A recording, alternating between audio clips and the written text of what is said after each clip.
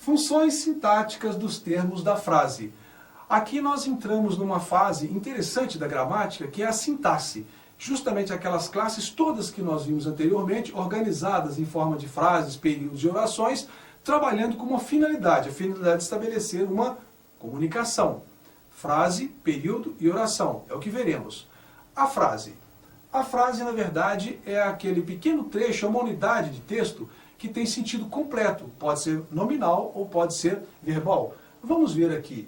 Unidade de texto que, numa situação de comunicação, transmite a informação de forma completa. Estão vendo? Isso é frase.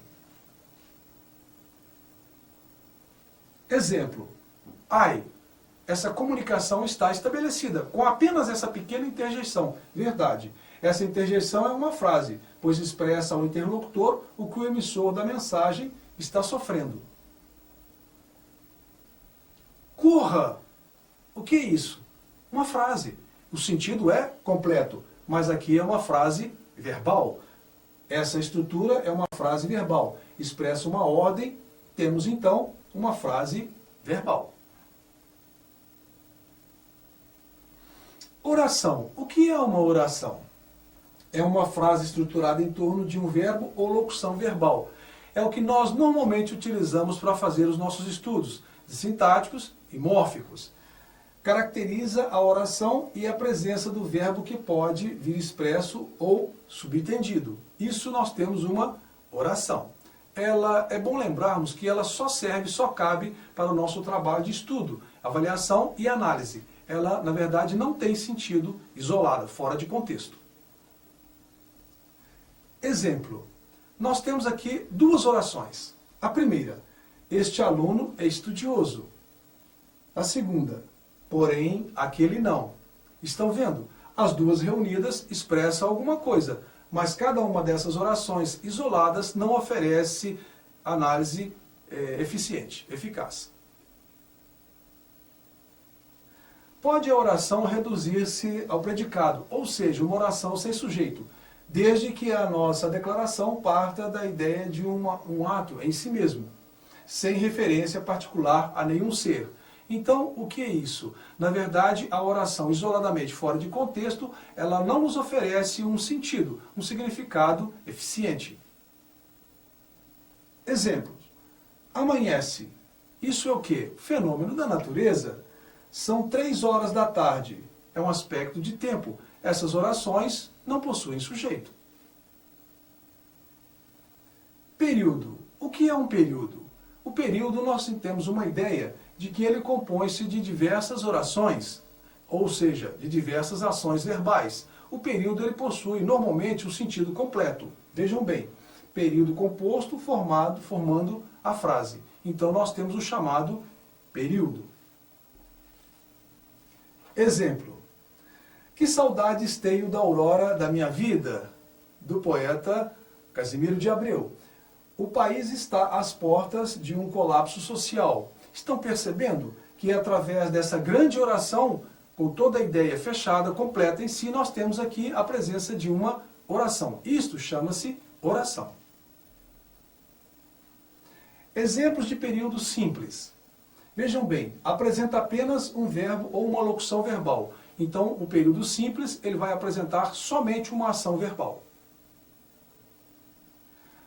O barulho do trio elétrico na rua impediu nossa concentração na hora da prova. A temperatura vai baixar com essas chuvas. Vai baixar é uma locução verbal, compondo o período. Estão vendo? Então, nesse caso aqui, a ideia está completa, ela está explícita. Então, nós temos a presença de uma oração. Exemplo de período composto, ou seja, nós temos aqui 2 ou mais verbos. Mais adiante nós vamos ver a subordinação e a coordenação. O presidente foi vaiado quando elogiou a política econômica. O que nós temos aqui? Nós temos uma oração, nós temos mais de uma oração aqui. Então nós temos um período composto. A primeira oração, o presidente foi vaiado, com uma locução verbal. Foi vaiado. Na segunda oração, quando elogiou a política econômica. Aqui nós temos um verbo, uma segunda oração. As duas reunidas, nós temos o sentido completo daquilo que está sendo expresso. A maneira mais prática de saber quantas orações existem em um período é contar os verbos que estão presentes lá, porque dessa forma nós vamos saber quantas ações estão sendo expressas por esses verbos, ou locuções verbais também. Vejam bem, atentem-se. O período constitui-se de uma ou mais orações, que por sua vez constitui a frase. Estão percebendo? Se a frase tem sentido completo, a oração, ela fora de contexto, não expressa, não tem uma expressão definidora. E nós temos aqui o quê? A oração que reúne todo o sentido e mais de uma oração. Bom, já que vimos agora que está claro, definido, frase, período e oração, vamos ver agora os termos dela. A oração pode ser composta de, vamos ver aqui, termos essenciais, que é o sujeito e predicado, os termos integrantes, que é o objeto direto e indireto e o complemento nominal, e ainda o agente da passiva e o predicativo. Sujeito. O sujeito é importante porque é dele que a oração fala. É o elemento mais importante e sempre terá um núcleo substantivo. Na sequência da ordem direta, nós temos sujeito, verbo e o complemento verbal. A ação verbal recai sobre o sujeito, porque ele a exerce. Além dessas características, a palavra que ocupa a função de sujeito pode ser substituída pelo pronome reto, claro. Então nós temos aquela relação determinante e determinado que vimos no princípio, no início do nosso curso. O pronome é aquele que tem autoridade, que tem a capacidade de assumir uma postura substantiva. Exemplos. A nova elite brasileira é feliz. Qual é o sujeito dessa oração? A nova elite brasileira. O núcleo, a palavra elite, é um substantivo. Ela ostenta sua felicidade nos sorrisos, em fotos nas colunas sociais. Então, nesse caso, nós temos o quê? Um pronome reto, ela, que substitui a nova elite brasileira. Consequentemente, exerce a função de sujeito, na segunda oração. Novas esperanças pode trazer o amanhã. Ele pode trazer novas esperanças. Quem? O amanhã. Consequentemente, nós temos o amanhã, sujeito da oração. Tipos de sujeito. Vamos ver aqui a classificação, a função de cada um deles. Primeiramente, o sujeito é simples. Quando é que ele é simples? Quando possui apenas um núcleo substantivo, ou uma palavra de valor substantivo, como pronome, como acabamos de ver. Exemplo, os bombeiros registraram muitas ocorrências durante a tempestade de ontem. Sujeito aqui, os bombeiros. Sujeito simples. Por quê? Porque possui apenas um núcleo substantivo, a palavra bombeiros. Composto. Quando é que o sujeito estará composto? Quando ele possuir mais de um núcleo substantivo. Exemplo. Iraquianos e americanos travam uma guerra sem trégua em Fallujah. O que nós temos aqui? Um sujeito composto, iraquianos e americanos. Dois núcleos substantivos. Então, ele é composto. Sujeito indeterminado. Existem duas situações para classificarmos esse tipo de sujeito. Quando nós temos uma ação, existe um sujeito, mas eu não sei definir quem é esse sujeito. Então nós temos o sujeito indeterminado. Exemplos. Mataram o líder do Hamas, Ahmed Yassin. Qual é que é o sujeito dessa oração?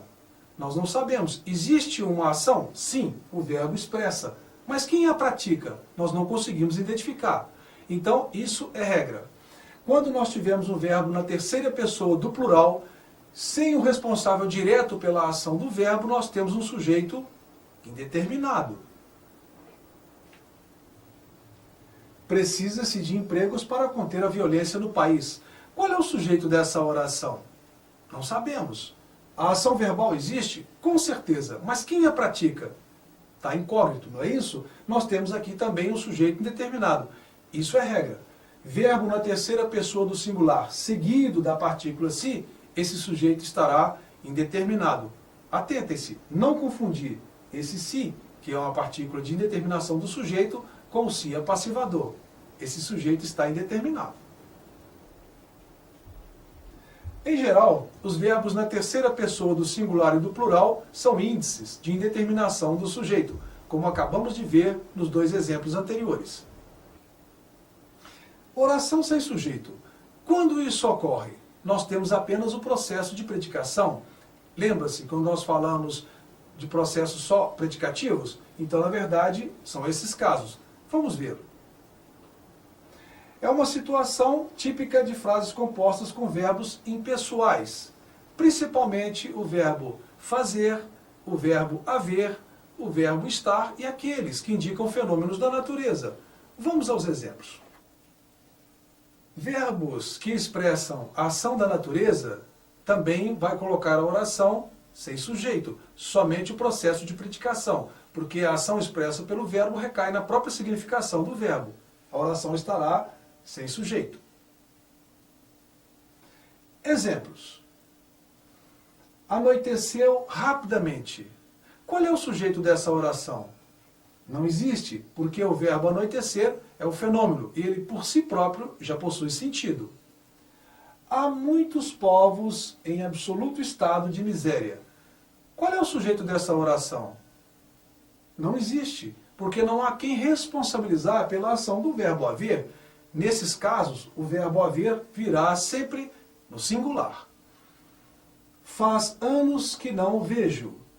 Qual é o sujeito desse primeiro verbo? Não existe. Na verdade, eu não tenho a quem acreditar pelo verbo fazer. Verbo fazer no sentido de tempo. É uma hora. É o verbo ser. A quem eu posso acreditar pela ação desse verbo? Ninguém. Então, nesse caso, é uma oração sem sujeito. Ou ainda estado. Está frio. Qual é o sujeito dessa oração? Não existe. Então, nós temos também aqui o caso de uma oração sem sujeito. Recapitulando, principalmente, o verbo haver, no sentido de existir ou tempo decorrido, e o verbo fazer, no sentido de tempo, expressão de tempo, essas orações não terão sujeito. E, consequentemente, os verbos ficarão no singular. Nós vamos ver mais sobre isso quando estudarmos concordância verbal. Predicado. O que é o predicado? É aquilo que é dito a respeito do sujeito. Ele compõe o que na linguística chama-se o sintagma verbal. É o que completa o sujeito. Tipos de predicado. Nós temos 3. Nós temos o predicado verbal, predicado nominal e quando acontecer ambos no mesmo período, nós temos o predicado verbo nominal. Quando ocorrerá o predicado nominal? Nós teremos então um sujeito paciente na ação, um verbo de ligação e, claro, um predicativo desse sujeito no espaço do predicado. Então nós teremos uma predicação nominal.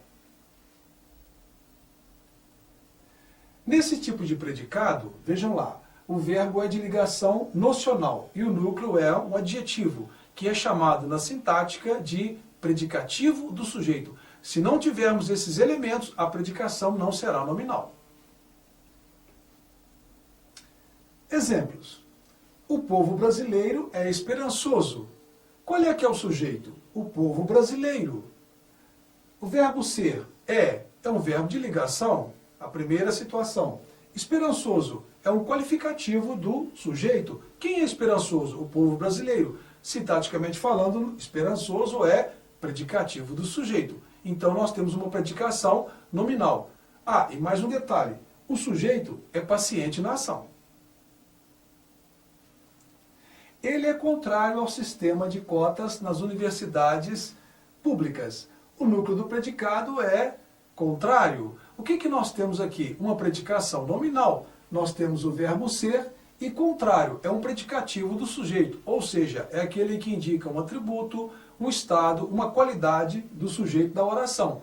Essa predicação é nominal. Predicado verbal. Quando isso ocorre, nós teremos um sujeito agente na ação e o resultado da ação praticada por esse sujeito. Então o núcleo será um verbo, o que justifica ele ser um predicado verbal. Normalmente será um verbo significativo. Exemplos. Os policiais federais lutam por melhores salários. Estão observando? Os policiais federais, sujeito. O que eles fazem? Eles lutam. Consequentemente, o resultado da ação vem a seguir, por melhores salários. Então, essa predicação, ela é verbal. Sujeito agente e um verbo que expressa a ação. Os bombeiros socorreram as vítimas da enchente. Qual é que é o núcleo do predicado? Socorreram, porque é o verbo que expressa uma ação praticada pelo sujeito, os bombeiros. Essa predicação é uma predicação verbal. E lembrando que o sujeito ele está ativo. Predicado, verbo nominal. Nesse caso, nós teremos os dois processos anteriores, no mesmo predicado. Os ministros chegaram atrasados à reunião com o FMI. Que tipo de predicado nós temos aqui? Predicado verbo nominal. Os dois? Sem dúvida. Chegaram. Quem foi que chegou? Os ministros. Consequentemente, nós temos um sujeito agente na ação e um verbo que expressa a ação. Mas nós temos também o estado no qual se encontrava o nosso sujeito. Como é que estavam os ministros quando chegaram? Estavam atrasados. Então, o que é isso? Predicativo do sujeito. Então nós temos um predicativo e um verbo que expressa a ação. Então nós temos um processo, um predicado, verbo nominal. Os familiares assistiam aflitos à rebelião na FEBEM. Qual é o sujeito dessa oração? Os familiares. O que eles estavam fazendo? Assistiram. Então, consequentemente, o sujeito é agente na ação. Nós temos um verbo que expressa a ação. Mas como é? Qual é o estado? Qual é a condição desse sujeito? Aflitos. Consequentemente, uma predicação verbal e, ao mesmo tempo, nominal. Aflitos é predicativo do sujeito.